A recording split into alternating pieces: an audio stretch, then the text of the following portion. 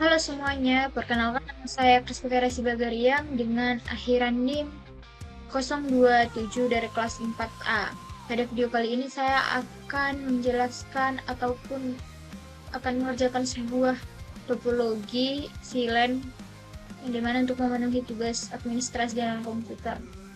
Ini bisa kita lihat soalnya dalam sebuah perusahaan manufaktur dengan lebih dari 800 perangkat aktif, jaringan dibagi ke dalam beberapa pilihan berdasarkan fungsi organisasi. Pilihan routing dilakukan melalui satu router pusat dengan koneksi terang tunggal.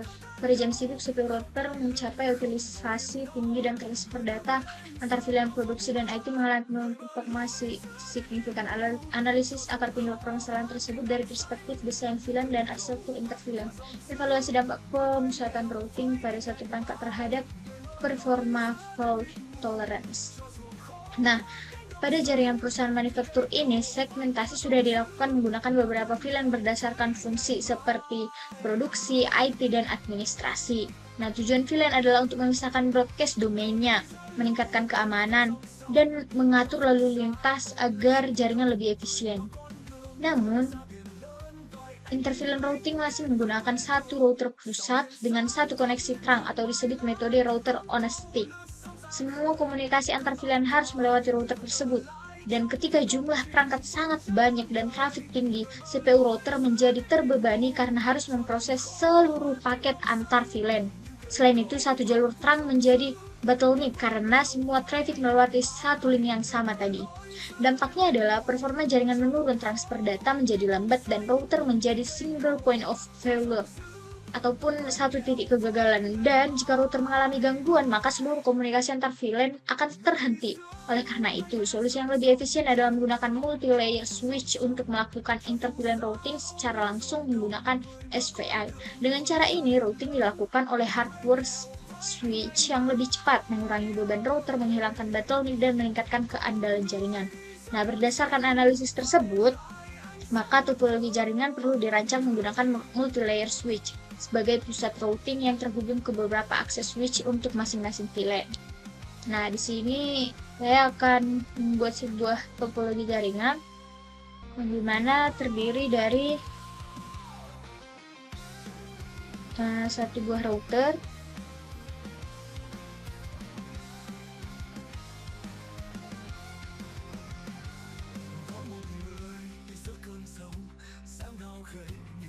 sini terdapat sebuah router,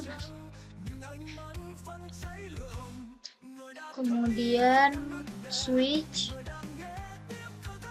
untuk player,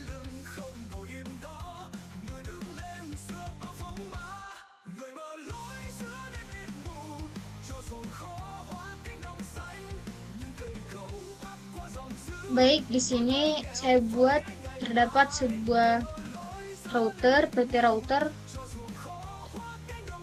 kemudian ada switch multi layer 1, selanjutnya ada switch 2 layer, 3 buah, dan masing-masingnya terdapat satu buah PC.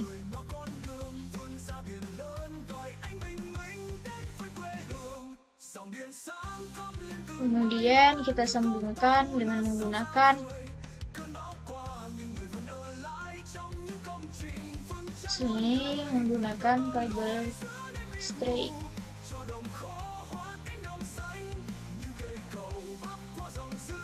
Lalu antar switch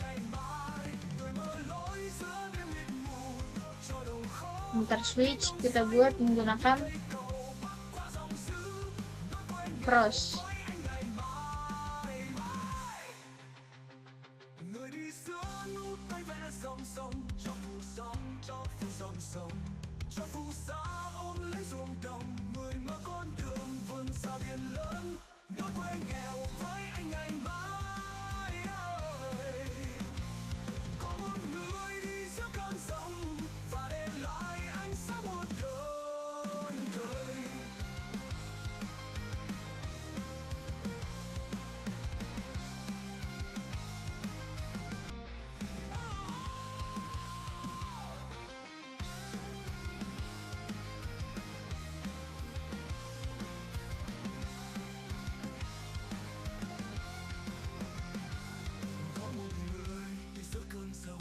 Selanjutnya, jika sudah, kita akan mendefinisikan VLAN pada masing-masing switch. Ini salah alamat.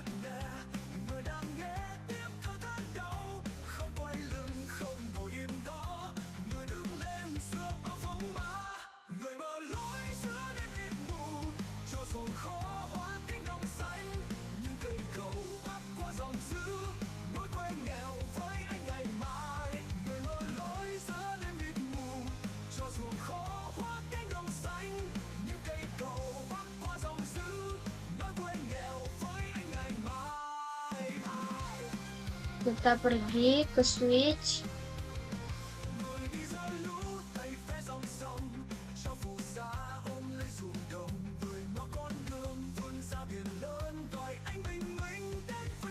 Kemudian kita definisikan VLAN-nya.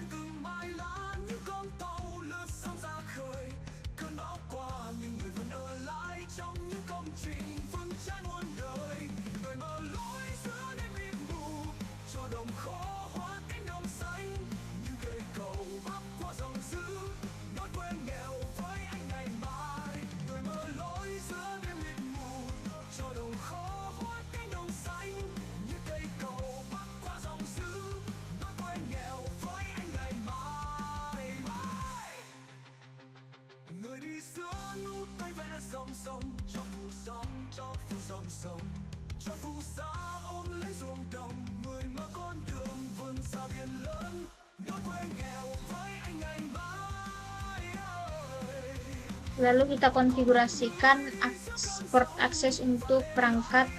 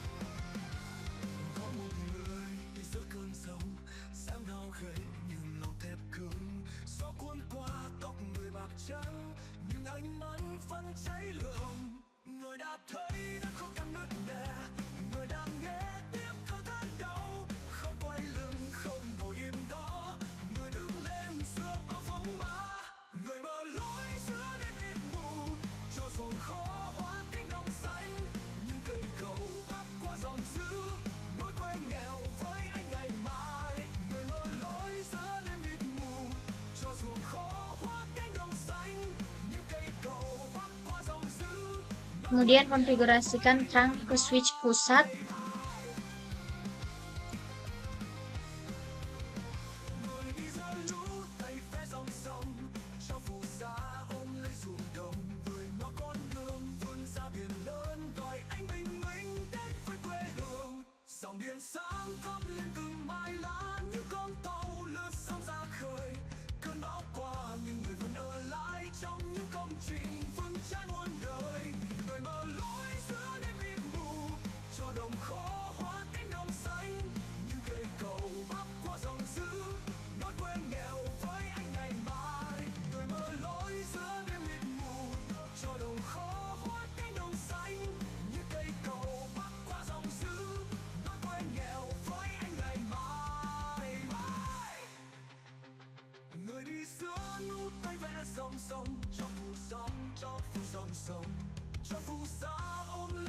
Kita lakukan hal yang sama pada switch 1 ini dan switch 2.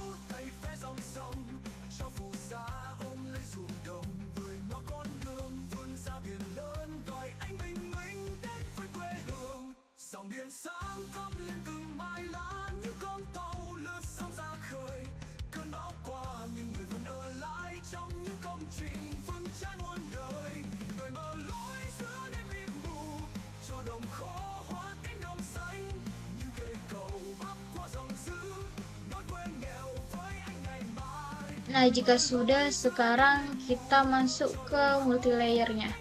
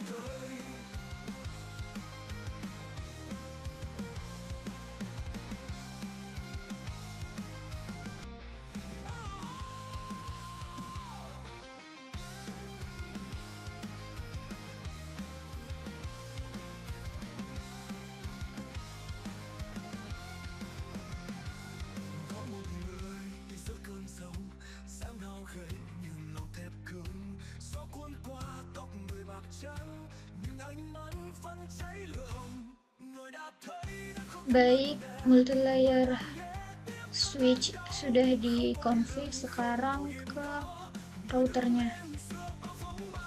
CLI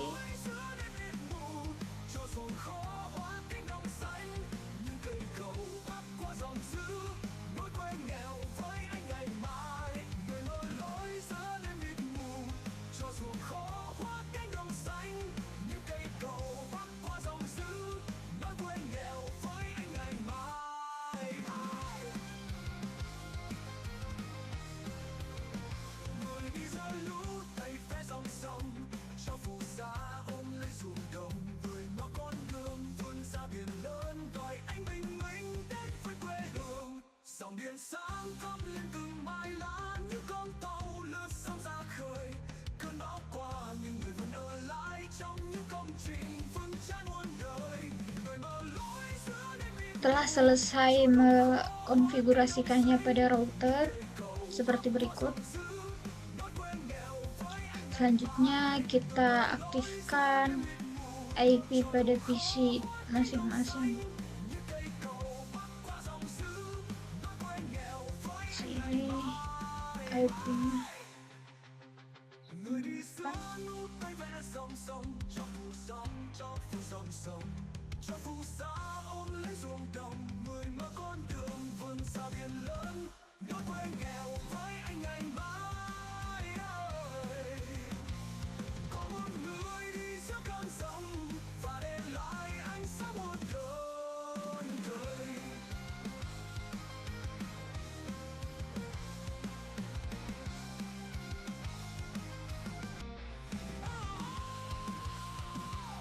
Kemudian jika sudah, kita coba simple PDU untuk menguji bisa tidak, kayaknya jaringan terhubung.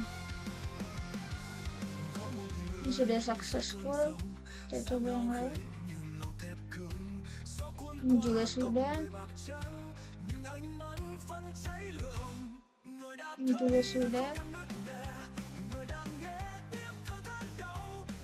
Ini juga sudah.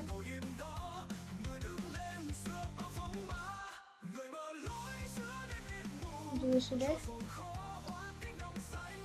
Baik, sekian dari saya. Untuk kurang lebihnya saya mohon maaf.